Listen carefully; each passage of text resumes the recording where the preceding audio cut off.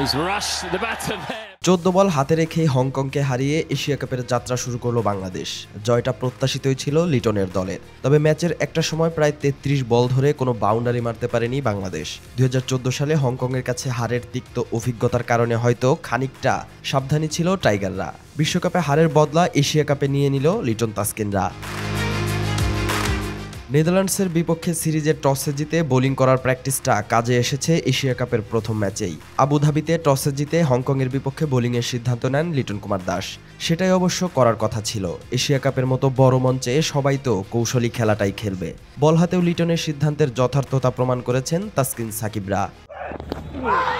দ্বিতীয় ওভারেই তাসকিনের লোয়ার ডেলিভারিতে লিটনের গ্লাভসে কাটা পড়েন আনসুমান রাত। দলীয় 30 রানে বাবর হায়াতের স্টাম্প উপড়ে ফেলেন তানজিম হাসান সাকিব। মেহেদী মুস্তাফিজের নিয়ন্ত্রিত বোলিংয়ে ধীরগতির ব্যাটিং করে হংকং। শেষ পর্যন্ত নিজাকাত খানের 42 আর ইয়াসিম মুর্তাজার 19 বলে 28 রানের ক্যামিওতে 143 রানের সংগ্রহ পায় হংকং। বাংলাদেশের হয়ে 2টি করে উইকেট নিয়েছেন তাসকিন, সাকিব ও রিশাদ। জবাবে পারভেজ ইমন আক্রমণাত্মক শুরু করলেও টিকতে পারেননি। 14 বলে 19 রানে ক্যাচ তুলে দিয়ে আউট হন এই মারকুটে ব্যাটার।